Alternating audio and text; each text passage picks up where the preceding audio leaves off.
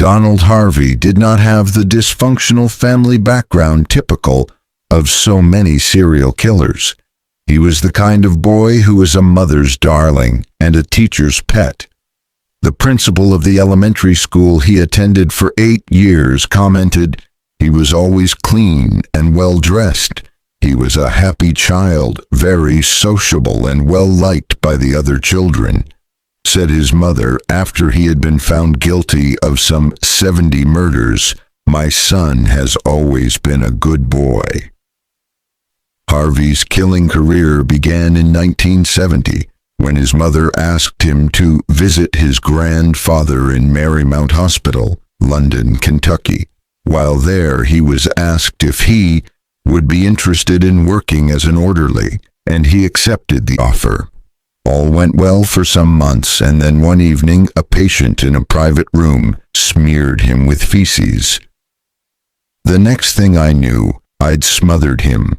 It was like it was the last straw.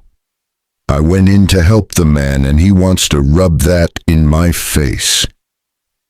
When Harvey reported the death of the patient, no one ever questioned it. Unsuspected, he killed again 3 weeks later, disconnecting the oxygen supply of an elderly woman. His confidence growing, he began to experiment. In the course of a year, he murdered at least a dozen more patients, usually with drugs. On March 31st, 1971, Harvey was arrested for burglary.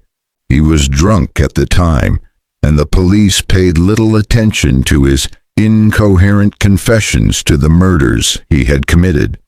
At his trial, he pleaded guilty to a reduced charge of petty theft and was fined $50. The judge recommended psychiatric treatment for his troubled condition. Instead, Harvey decided to enlist in the United States Air Force. He served 10 months before being discharged in March 1972. His service records do not state the reason, although it may be that he was recognized as homosexual. At this time, Harvey fell into a deep depression and twice committed himself to a mental ward in Lexington for a few weeks in July and August 1972. With his previous experience at Marymount, Harvey was able to find part-time work as a nurse's aide at Cardinal Hill Hospital in Lexington, and in June 1973 took another part-time job at a second hospital. Between August 1974 and September 1975, he worked as a telephone operator and then took work as a clerk in St. Luke's Hospital, Fort Thomas. For nearly 3 years, he had little or no access to unattended hospital patients, and his compulsion to kill was frustrated. So, relocating to Cincinnati, Ohio in September 1975, Harvey secured employment at the city's Veterans Administration Medical Center. His duties were varied as a nursing assistant, housekeeping aide, cardiac catheterization technician, and autopsy assistant. Now he was in his element, as he had access to nearly every part of the hospital and worked at night with little supervision. Over the next 10 years, Harvey murdered at least 15 patients.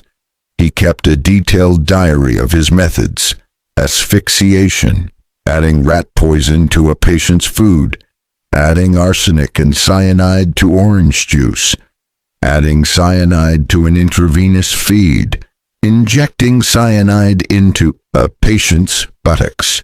He was never suspected, and on one occasion he even told the nurses jokingly, "I got rid of that one for you."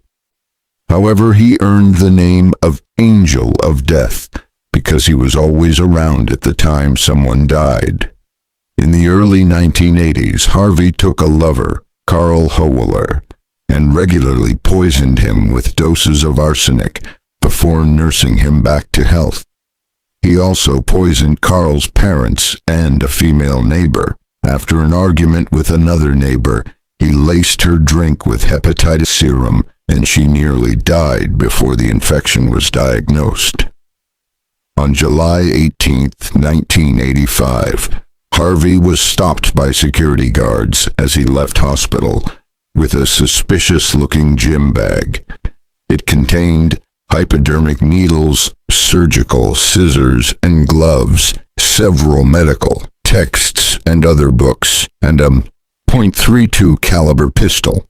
Fined $50 for carrying a firearm on federal property. He was given the option of quietly resigning from his hospital job.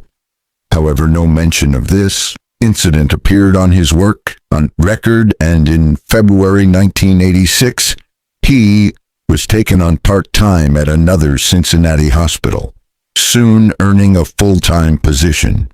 Now his compulsion to kill took over completely, and in just over a year he murdered a further 23 patients. The end came near on March 7, 1987, however, when John Powell, a patient who had been comatose for several months but was showing signs of recovery, died suddenly. At the autopsy, an assistant noted a faint smell of bitter almonds, a sure sign of cyanide poisoning. In April, investigators secured a warrant to search Harvey's apartment and found a wealth of incriminating evidence, including jars of cyanide and arsenic, and a detailed journal of his killings. Arrested on a charge of aggravated murder, Harvey at first pleaded not guilty by reason of insanity, but as the evidence mounted, he made a plea bargain to avoid the death penalty. On August 11th, he confessed to 33 murders over the previous 17 years, and by the time his trial opened a week later, he had raised the total to 70.